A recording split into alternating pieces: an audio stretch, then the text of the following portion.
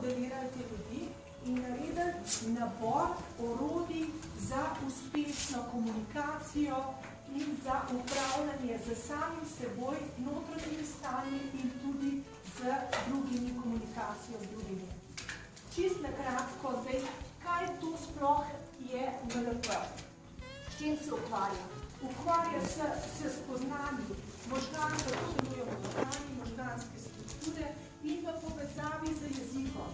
Kajti jezik je tisti, ki sproža naše delovanje, naše procese v možgani. In ni vseeno, kako mi komuniciramo. In kot boste videli kasneje, mi komuniciramo z besedami, z vsebino. Ne en delček. Komunikacija je še vse kaj drugega.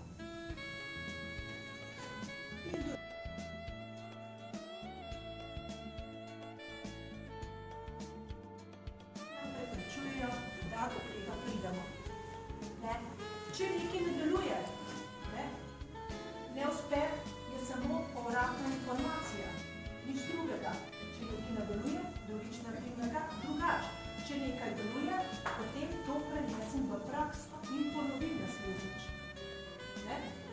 In vsako nesoglasje, vsak neuspeh je v bistvu samo slaba komunikacija. Nihče ni slab, samo ne razumemo se. Samo to je. Samo pomeni, da ne znamo pravilno komunicirati. In zato je komunikacija tako zelo pomembna. Skratka, komuniciramo vedno, tudi če smo čist tiho, če ne govorimo, če se ne premikamo, vedno komuniciramo, tudi s tišino.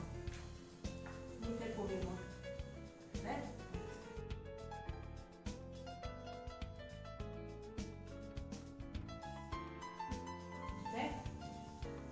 Me kvečem želje med celo oddaljujejo, cilja, ko so neka prepenenja. Jaz po teh pravilih slab cilj zastavim svoj cilj in si rečem, se pravi specifičen. Specifičen in preprost, simpel, pomeni, da je enostaven. Konkretno, kaj hočem? Avto hočem imeti. Avto hočem imeti. Merljiv. Merljiv mora biti. Kdaj to? Ok, marca ali pa aprila 2019 smo želi.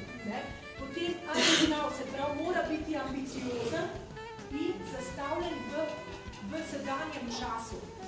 V sedanjem času mora biti cilj oblikovan in je realističen, mora biti realen. Ne da se rečem, da bom pa jaz na Luno šla, ker nimam te možnosti, mora biti nekaj realen, da imam tudi neke možnosti, da to res dosežem. Ali pa da bi se rekla, da sem bila pa zdaj do novega leta 100 milijonov prodaje, da bi zdaj nič da vidim, mogoče da bo, ampak nisem čisto markica, ampak ok.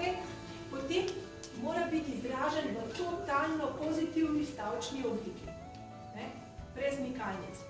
In tak cilj sledi tako. Maja 2019 uživam v svojem novem avtomobilu, se pravi, je že, uživam v svojem novem avtomobilu. Povedala sem, kaj želim, povedala sem, kdaj bo to in točno še zraven sem dodala občutke. In če jaz dodam zraven še to čutno noto občutke, se približujem temu cilju. In zdaj pa še ena skrivnost, ki jo nikjer ne omenjajo, ker če bi jo omenjali, je hitreje dosegali svoje želje in cilje. Knjig na temo kreiranja je tisoče. Zakaj potem ne dosegamo mi tega? Vse ta pravila so nekje zapisane. Ampak nekaj manjka. Kaj manjka?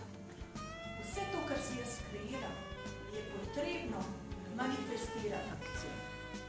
Tudi to, akcija, vse to, realno, vse to mora biti.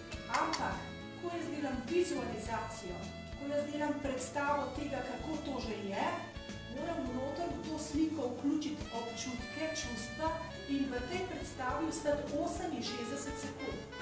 Po 68 sekundah se začnejo moje misli materializirati.